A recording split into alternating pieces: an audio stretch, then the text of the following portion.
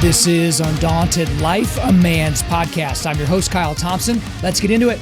Thus says the Lord, do justice and righteousness, and deliver from the hand of the oppressor him who has been robbed, and do no wrong or violence to the resident alien, the fatherless, and the widow, nor shed innocent blood in this place. That's Jeremiah 22:3. Guys, thanks so much for listening into the podcast today. I really do appreciate it. Before we get into today's content, I just want to remind you guys that we do have a YouTube channel. So for those of you listening to this, I know most of you have listened to this podcast since 2017, but we did launch a YouTube channel earlier this year. So if you go into the show notes, you can find that and subscribe. And thank you to the couple thousand subscribers that we have up to this point. But let's go ahead and get into the rest of the content for today. So I want to read a quote from one of my favorite movies, and that movie is Boondock Saints. Okay. So this is a movie that's probably not appropriate. Not probably. It's definitely not appropriate for all ages. It's a movie that I saw back in college, but it's a very interesting movie about these two brothers that are basically trying to even the score with all these bad dudes on the street. Now there's some, fairly sacrilegious things that happen in that. They're using scripture, out of context to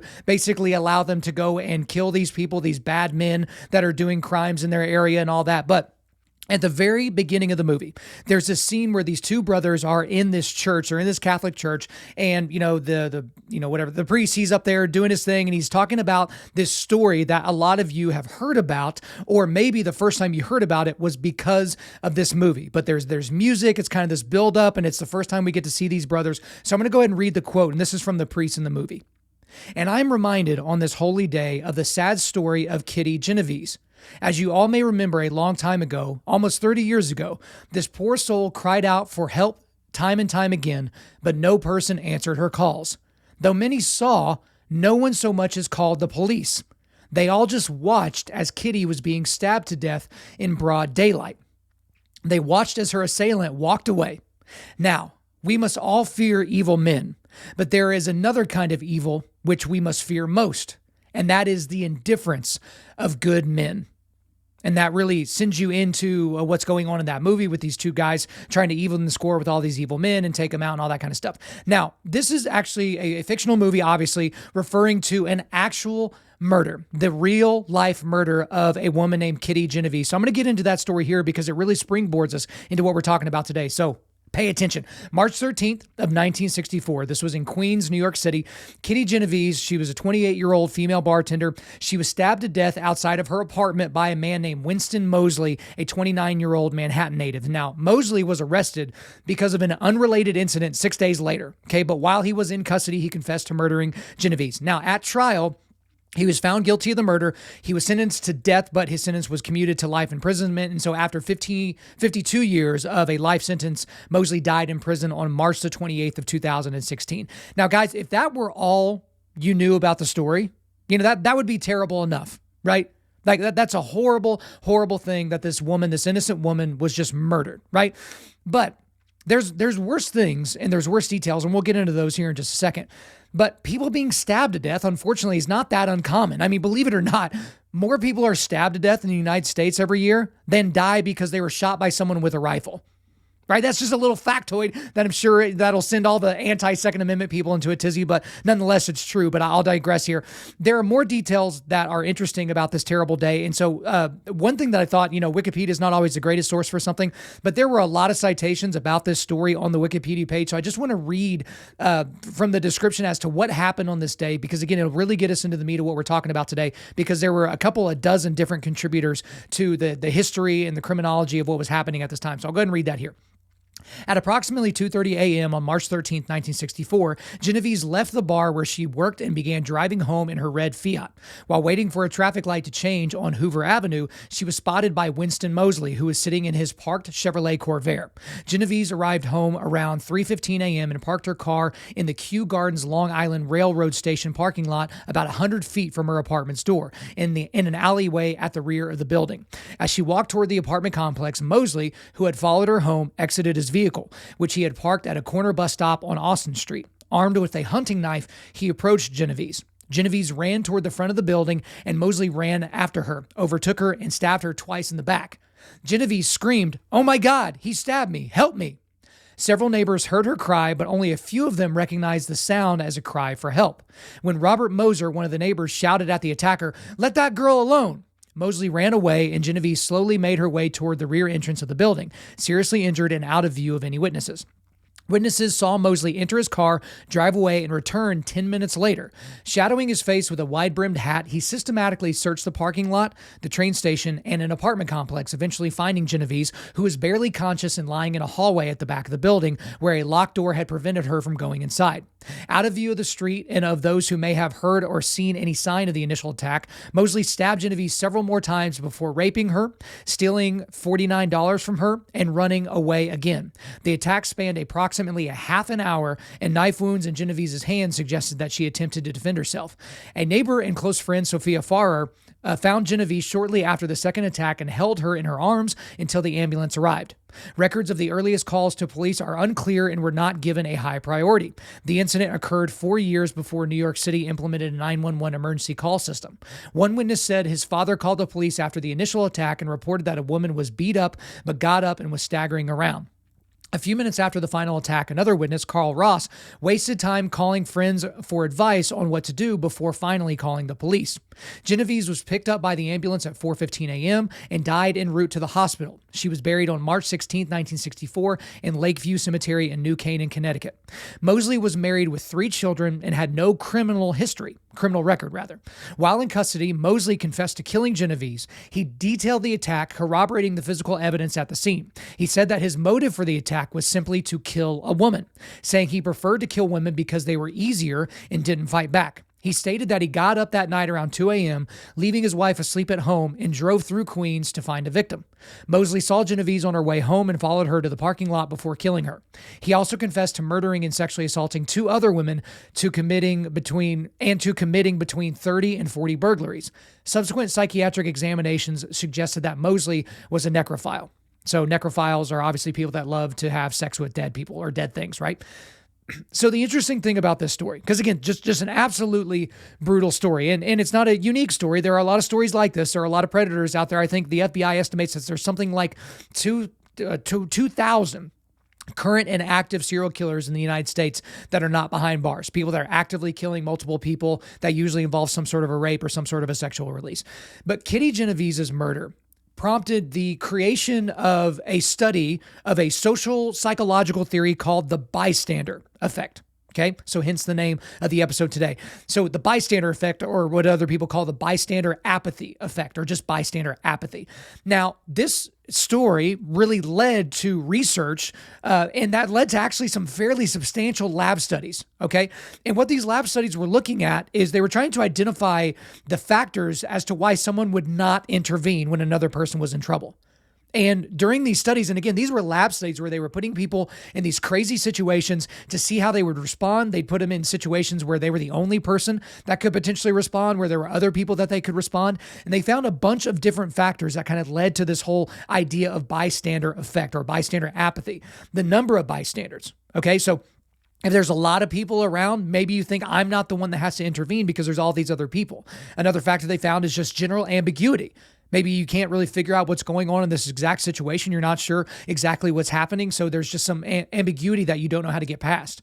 There's also group cohesiveness. Like, are we all going to do this, or am I going to be the only one here? Are we going to go in the same direction at the same time? Which leads to another factor, which they found, which was called the diffusion of responsibility. That, again, this can't just be my problem. Maybe we should all do this. And if everybody's not moving at the same time, it's going to be hard for one person to move. But all of those factors, and there were many other factors as well in the research, led to something called mutual denial, right? So a lot of people, they see something going on that's evil. They see something going on that is obviously wrong. They have the capability of intervening, but they're just going to deny that it's happening. They're going to put their head back in their books or in their newspapers, or they're just going to roll over and go back to sleep. Or in a modern context, they're just going to go back to looking on their phones or they're going to pull out their phones and start recording, which we'll see more here in just a second.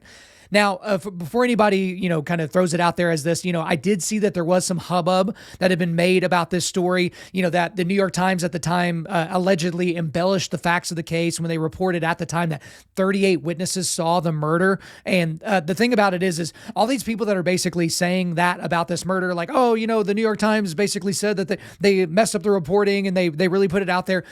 All that just distracts from the cases, the actual case. It distracts from the certifiable facts about this case. And there are 3 certifiable facts about this case. The first is that people 100% witnessed this murder happen.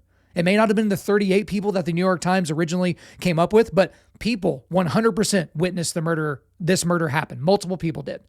The second fact is that no one attempted to intervene. We have no record whatsoever that anyone tried to intervene for Kitty Genovese. And the third is that Mosley returned to continue his assault when he realized that no one had or would come to Genovese's aid. So again, people 100% witnessed this. Multiple people witnessed this murder happen. No one attempted to intervene. And Mosley, who had left, returned when he realized that no one was going to come and help Genovese. Crazy. Absolutely crazy. But the reason why I thought about this story in the last couple of weeks is because there's 2 very, very recent stories about something similar to this happening. They don't involve murder, but they do involve really heinous crimes. So I'm just going to describe them both to you here. So here's the first story. I'll read the headline from USA Today. Angry and disgusted, train riders held up phones, didn't call 911 as woman was raped on Philadelphia train, police say. So I'm going to go ahead and read from the article here. A man was charged with raping a woman on a train outside of Philadelphia as fellow passengers watched, held up phones, and did nothing to intervene, police said. The man, Fiston Ngoy, 35 years old, harassed the woman, groped her, and eventually raped her as fellow passengers watched the assault through more than 24 train stops last week, authorities said. 24 train stops. Police believe no one called authorities, though they are investigating whether any of the witnesses may have recorded the incident on their phones. Nestle, this is a guy, he's the Southeastern Pennsylvania Transportation Authority police chief. He said that both Ngoy and the victim got on the train October the 13th at the same stop, the Frankfort Transportation Center in Northeast Philadelphia.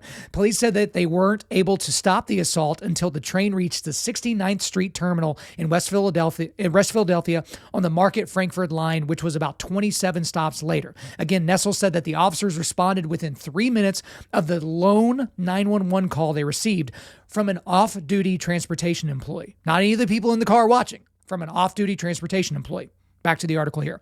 Police and other officials were troubled that no one witnessing the assault intervened and held a news conference reiterating the need for people who see something unusual to report it immediately, even anonymously and through the emergency buttons on the trains. So that's the first thing that happened. This woman was brutally raped on a train car with other people, and for dozens of 27 stops, no one intervened. But it seems like there's evidence to suggest that people pulled out their phones to record this rape. So that happened. That was a few weeks ago when I found out about that one. But then it was just this last week that I found about story number 2. And so this is from the Washington Examiner. Here's the headline. Woman punched after telling man on a train to take a chill pill. So this is from the article here. A man was recorded punching a woman in the face after she told him to take a chill pill while riding the New York subway.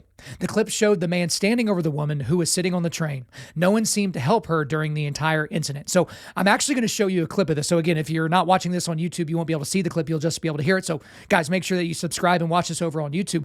But apparently before, the person started, because every time I see a video like this, I'm always wondering what was happening right before the person started hitting record, or what was happening right before that they may have recorded and edited it out. But apparently, from all the other people that were there, all the other witness testimony, before this clip started, this guy was screaming and yelling from the moment he entered the subway car. So imagine a subway car. Most of us have been on one of those, and it's crowded. I mean, there was not a whole lot of elbow room.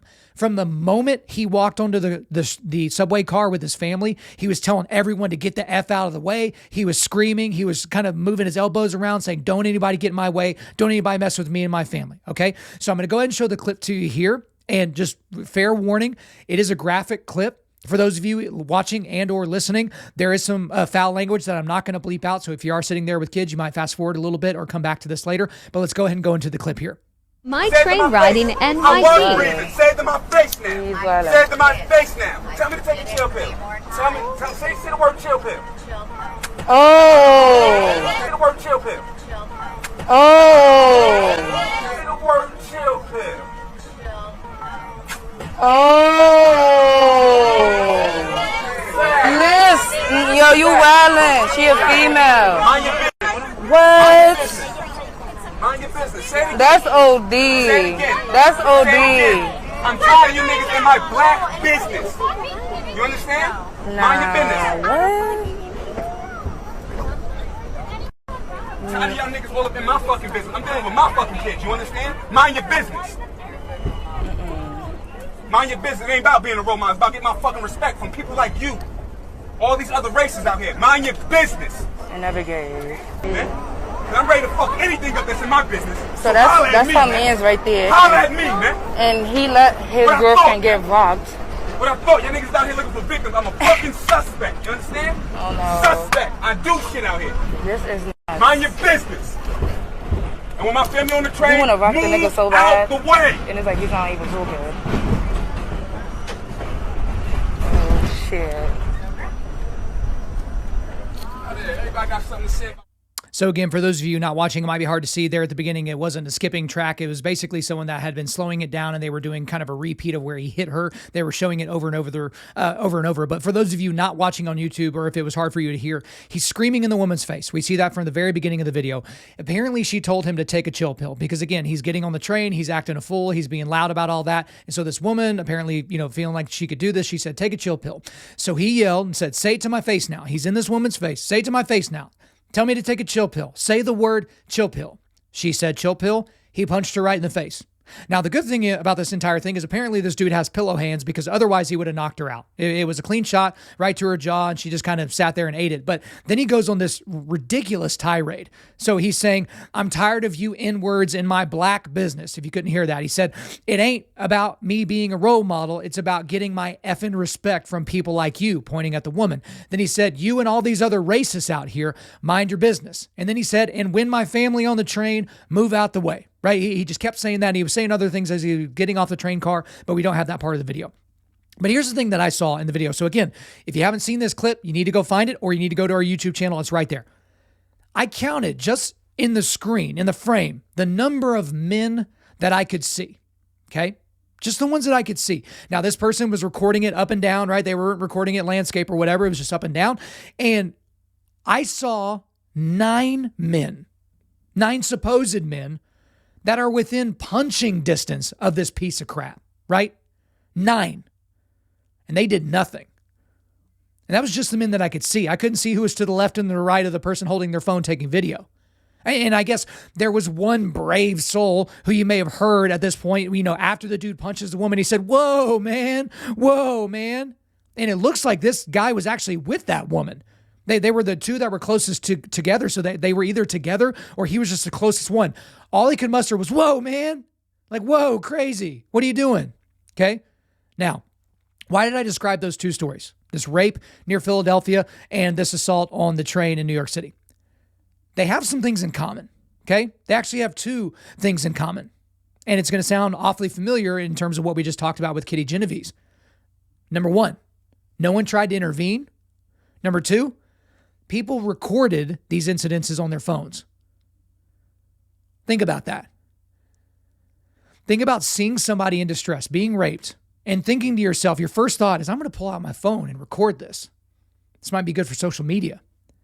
Think about just witnessing a woman getting assaulted on the train for talking by a man that's going crazy, that might assault other people. And the first thing you think to do is pull out your phone and record. Now, there's some value when you record these things on your phone because you can turn that over to police later. It can help with, getting somebody put in jail or with charges or whatever. But in general, I'm talking about why people are sitting there and not intervening. Okay? Now, I'm not exactly going out on a limb here, but for me personally, in terms of the things that I've seen in stories like this, I think the bystander effect is getting much worse in our modern context. I think it's getting much, much worse.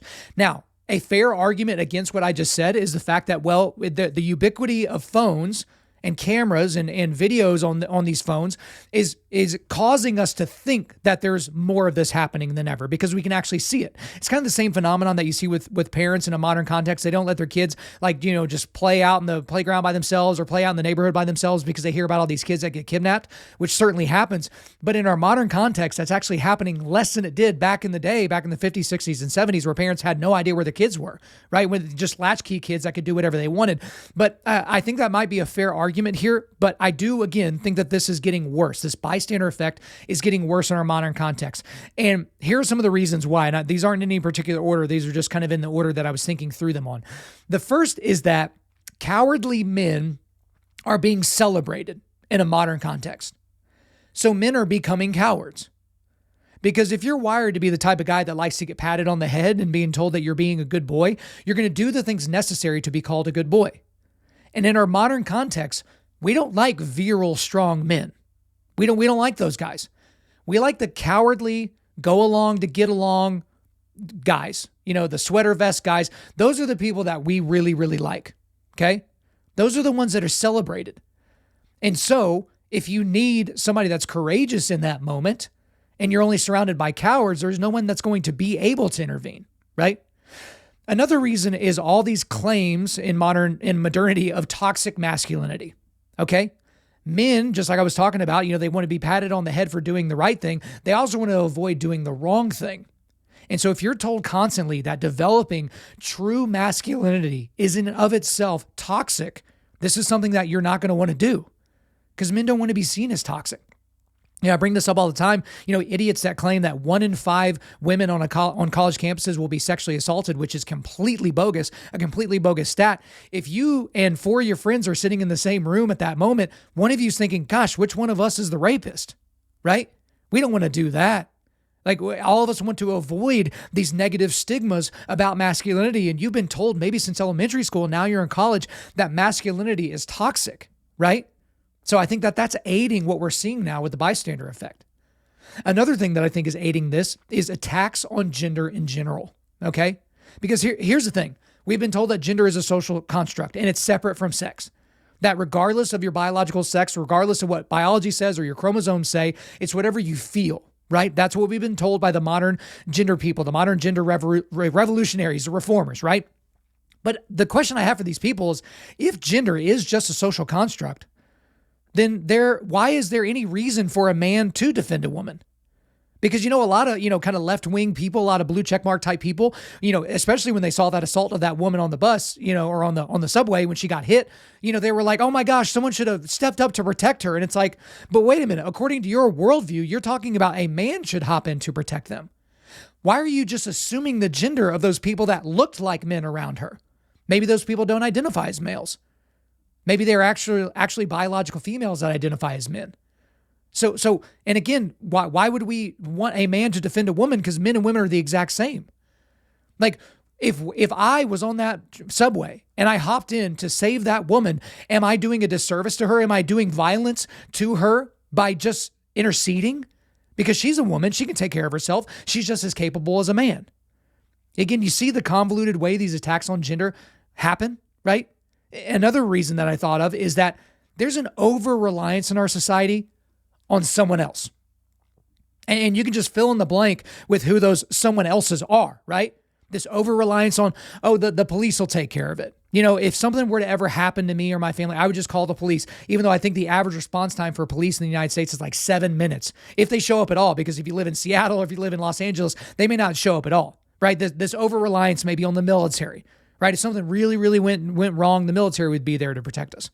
Right now, what we're seeing just in an era coming out of COVID and things like that is the government, where we're going to rely on the government. Why are we having such a problem with getting people to go back to work? It's because the government has been paying people to stay home for over a year now. People are getting used to it. They're getting used to life without having to produce anything, right? They're relying on the government. Maybe we're relying on parents. Right? You heard about these helicopter parents that are constantly hovering around their kid, making sure to push, everything that could possibly happen out of the way, all these negative potentialities, they're getting them out of the way, and they're reliant on their parents so much. They don't rely on themselves. They don't rely on other people. They're relying on their parents. And so in this type of a setting, we're looking at this situation. I'm assuming with a lot of these bystanders are looking at these situations thinking, I don't need to intervene because something else or someone else is going to intervene. I personally don't have to do anything. And another one I thought of is Black Lives Matter. The organization and the movement has a lot to do with what we're seeing on this bystander effect. Okay? So Black Lives Matter and acolytes of critical race theory and all these different things, they've convinced white people that they, I guess we'll say it this way. They've convinced white people that aren't racists that in fact they are racists. Regardless of what their personal feelings or worldview is, they're racist by dint of birth, right? By the level of melanin in their skin. But they've also convinced black people that they're victims that need to fight back. And I'm not going out on a limb here when I say that either. Everyone that's white is a racist and everyone that's black is a victim and they deserve to fight back, sometimes physically. And so I don't know if you remember that, going back to the video, and even for those of you just listening to it, the situation on the subway, that was a black man assaulting a white woman. But again, on the hierarchy of intersectionality, the white woman isn't nearly as oppressed as the black man. And so I'm sure there were people thinking in their heads, if they intervened, they're intervening to stop a black man from doing something. And again, it sounds even racist that I'm even describing it in that way, but that's how these people think. That's not how I think.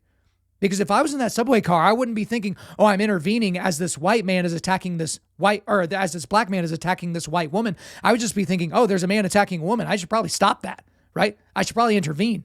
But that's not how these modern, race peddlers and all these people think about it. So they might be pausing thinking, if I intervene here and someone's taking video, I'm going to be branded as a racist. If I assault this black man for assaulting a white woman, I'm going to be seen as a racist. I might lose my job. My family might have to move. I'm going to be receiving death threats. Black Lives Matter is going to come to my street and try to burn it down, right? That's the calculus people are having to go through in their brains. But again, think about this man. Think about the words that he was saying. He was looking around and he pointed to a train full of people of all races. I saw a bunch of different races in this video, and he's pointing at them saying, all you racists, right? And specifically pointing at this woman who he doesn't know, calling her a racist because she said, take a chill pill. Now, should she maybe have just kept her mouth shut? I don't know. You can maybe debate that, but she certainly didn't deserve to get hit in the beak.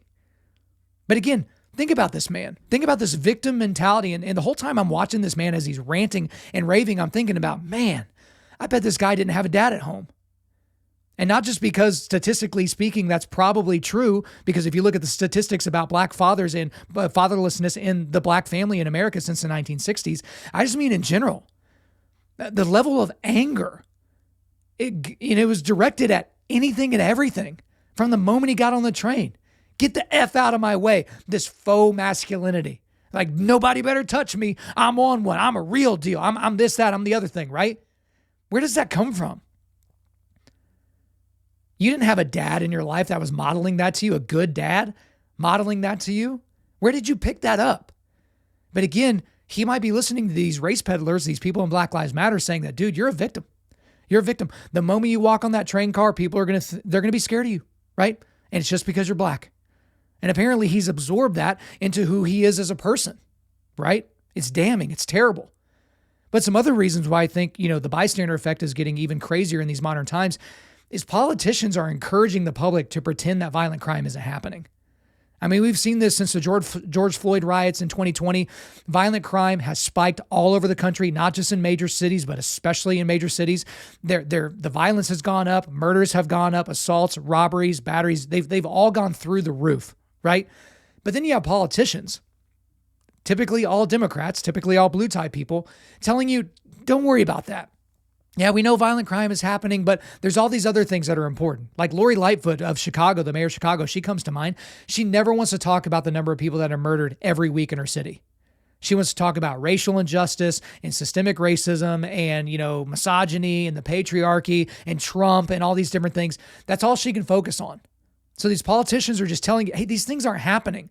And for a lot of people, if you're told constantly, if you're gaslit constantly and told that these things aren't really happening, if you see it actually happening in person, I'm sure there's some sort of a cognitive dissonance going on. Like, wait a minute, I was told these things aren't happening and or that they're not important.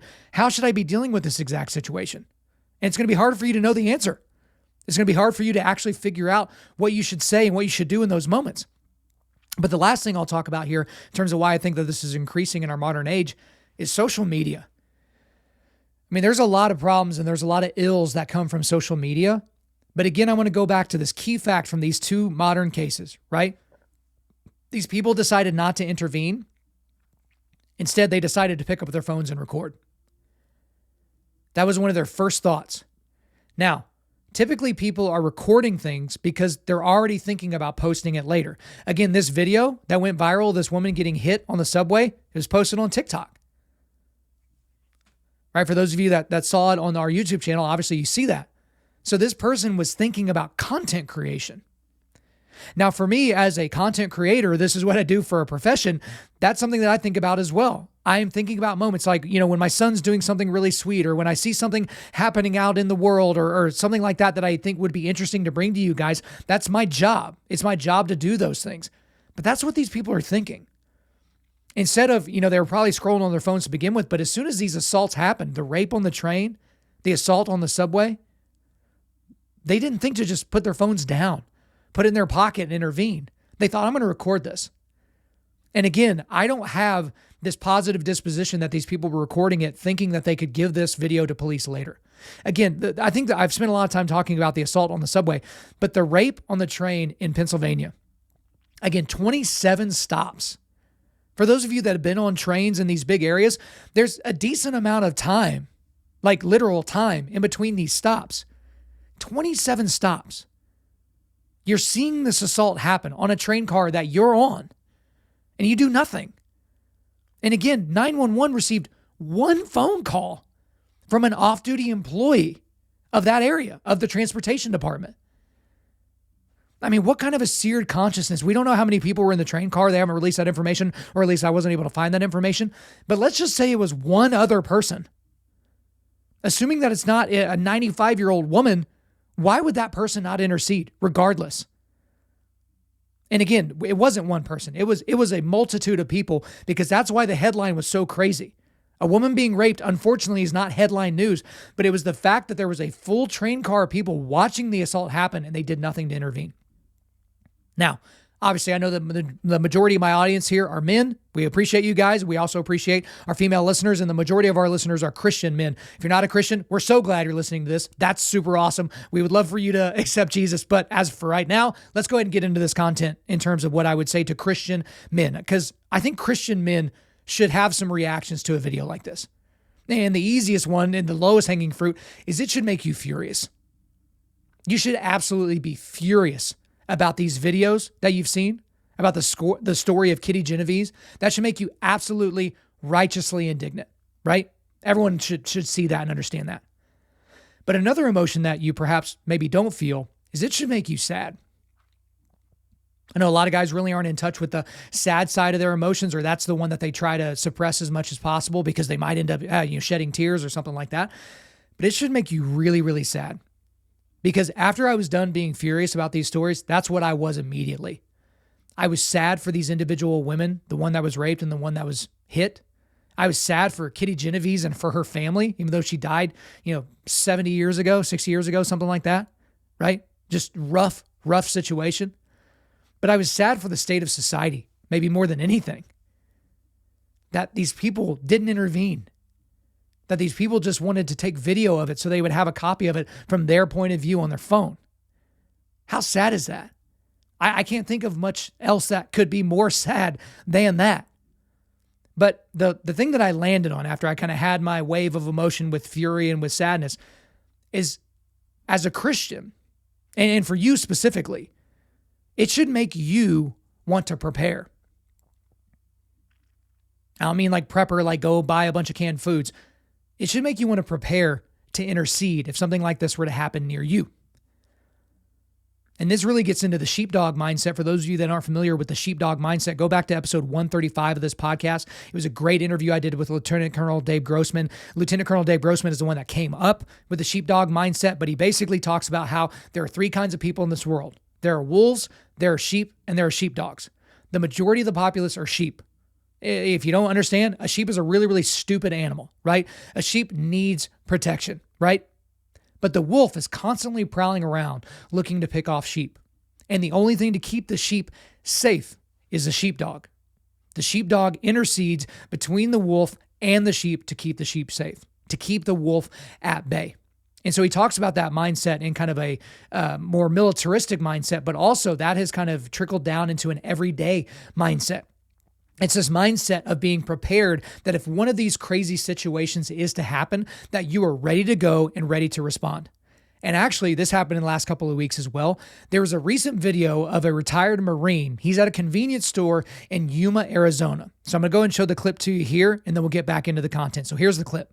And new this morning, a robbery suspect is behind bars thanks to a brave U.S. Marine. Take a look at this video. An armed man walks into the gas station, points a gun at the cashier, but is quickly disarmed by the Marine. This happened at a Chevron in Yuma yesterday.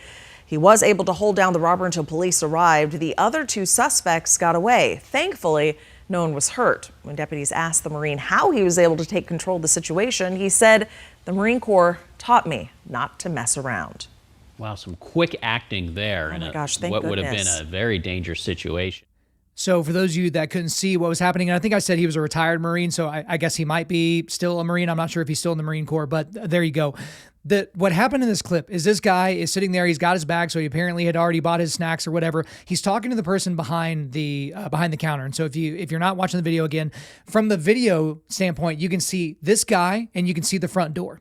So then as he's talking to the clerk, he turns around and he sees two guys walking in the door. They've got masks over their faces. You know, their entire faces are covered, not just like COVID masks, these stupid cloth masks or something like that. But the guy that walks in the door at the very beginning, he's got a gun out and he's pointing it not at this guy. He's pointing it past this guy at the clerk. And I mean, this guy with the gun takes one step, two steps, and immediately this guy, this Marine, he reacts. He grabs the guy's arm that has the gun in it and he starts pummeling this guy, and then they fly out of screen. And the guy that was behind the guy with the gun, who was apparently with him, this coward just took off running, right? He didn't want any part of what was happening. And so apparently what happened is this Marine, he got the firearm away from this guy. He held him down until help came and potentially saved lives. Right in that exact moment, we don't know if this gun was loaded. I'm assuming that it was. Like, this guy could have went off half-cocked and just absolutely started killing people. We have no idea. But the Marine responded immediately. Immediately.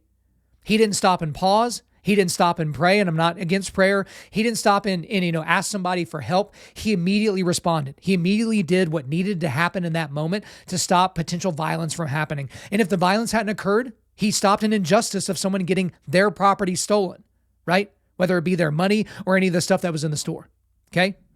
Now, that video, in light of the other situations that we've talked about on this podcast, begs this big time question for all of us to reckon with. And that is, are you ready right now to intervene? Are you ready right now to intervene? You've got to wrestle with that question. And that kind of splinters off into other questions. Are you physically capable? Are you physically capable of intervening? So this man was obviously a Marine. He had some violence training, let's say. And in that moment, again, he didn't have to consult with a trainer. He didn't do anything other than react. He was physically capable and ready to disarm this person, right?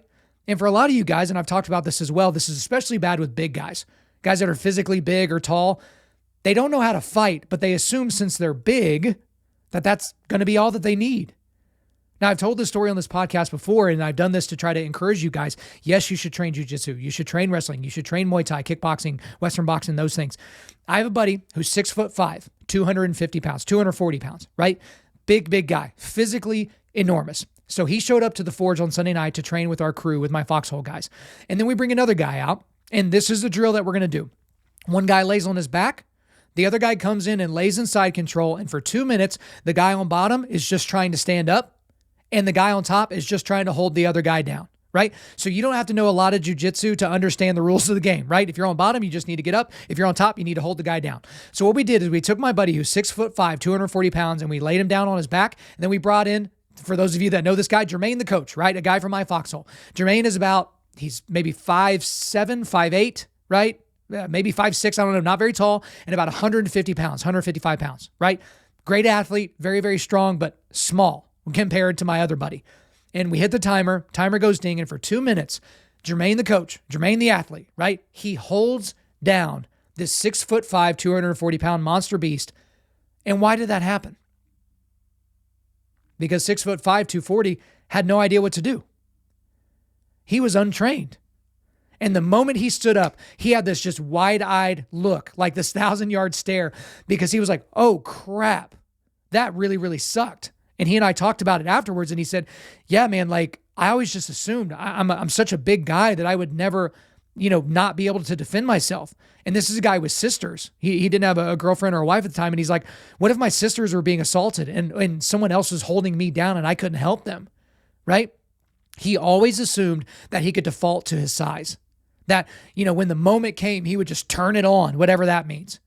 But guys, if you're not trained in combatives of some kind, on what planet do you think that you're all of a sudden going to know how to throw a punch or throw a kick or take someone down or choke them out or break their arm or disable them, take their weapon away?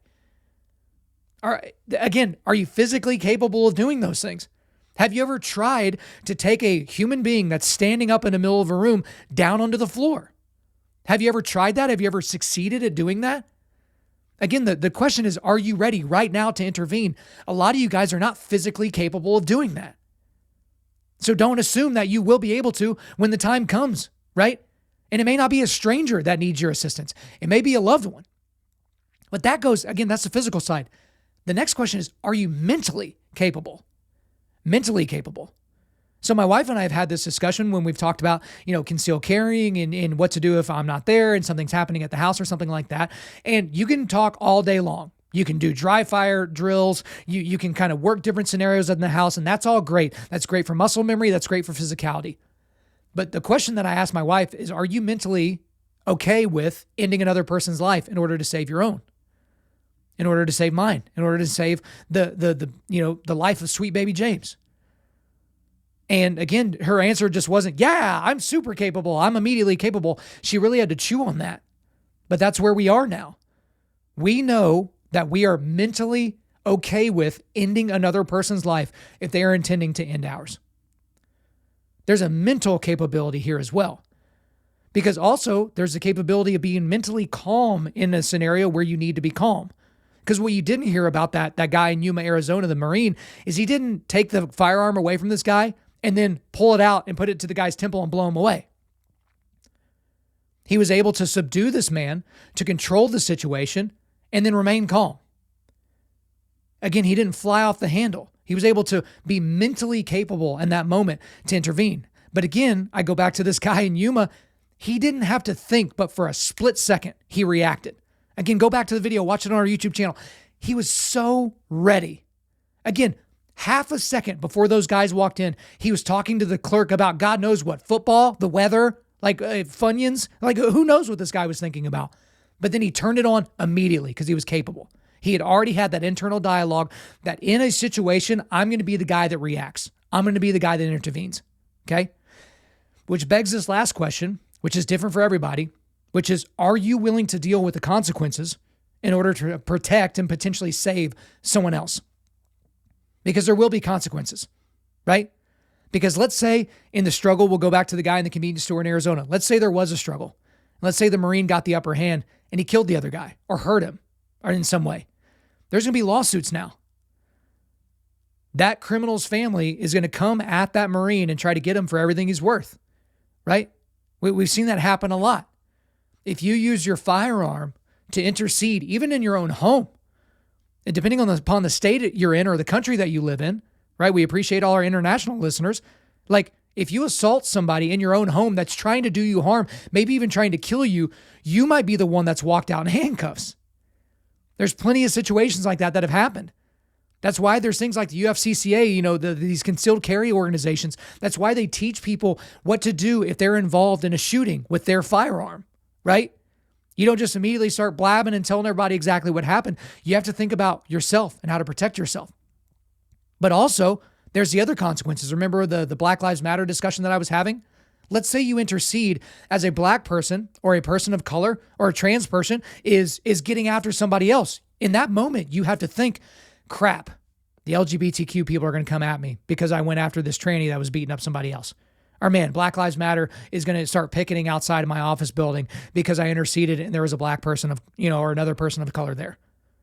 You have to be willing to deal with that though, because in that exact moment that, like, let's go to the scenario on the train in Pennsylvania, someone's being raped.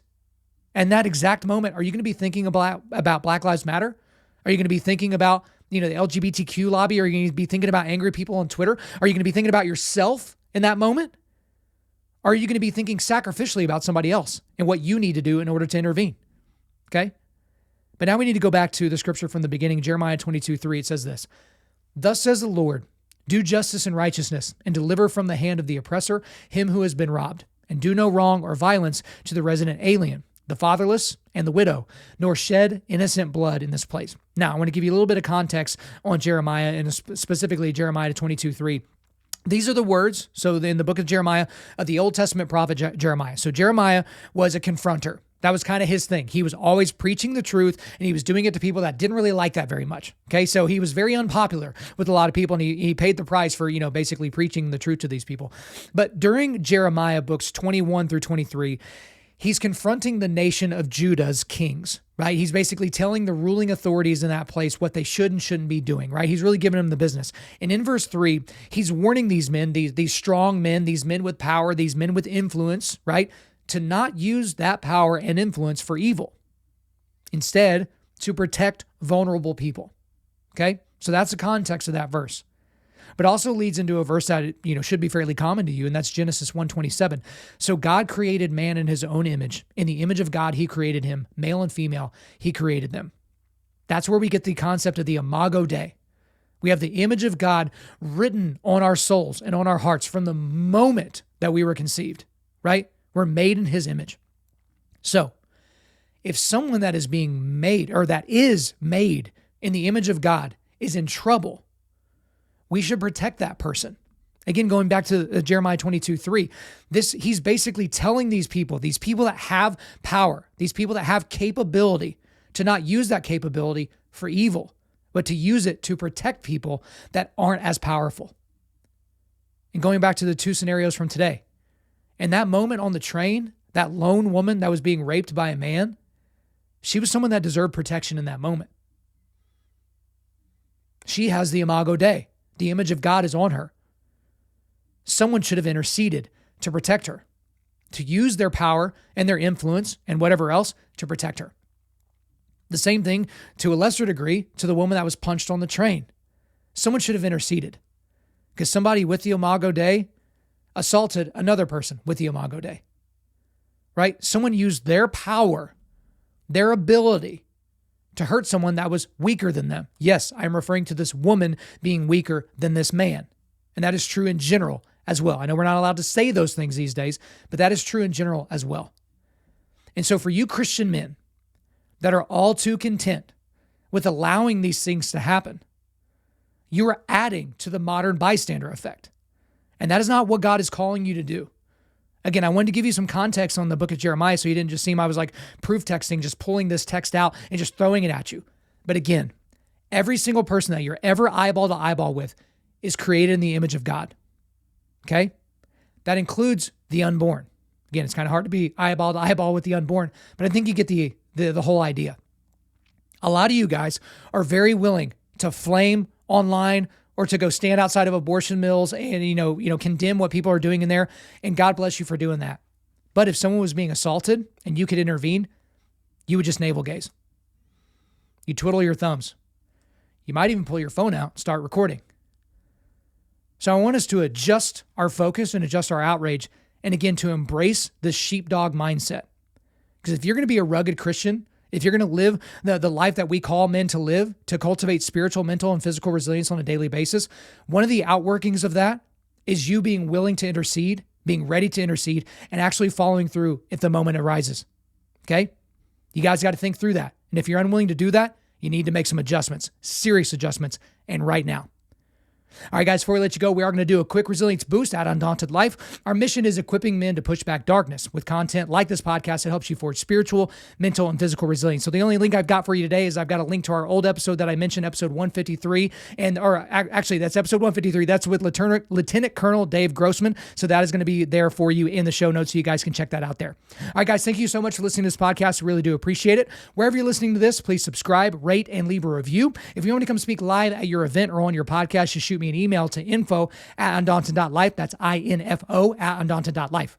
Follow us on Instagram and TikTok, and like us on Facebook. And you can also check out our website for everything else, including how to donate to keep more content like this coming your way. Just go to www.Undaunted.Life. And lastly, we want to thank the band August Burns Red for allowing us to use their music for our content. The intro-outro track on this podcast is their song Cutting the Ties, which is off their 10th anniversary re-recording of their album Leveler. The links are in the description. I'm your host, Kyle Thompson. Remember, keep pushing back darkness. Keep forging spiritual, mental, and physical resilience. Keep seeking the Lion of Judah.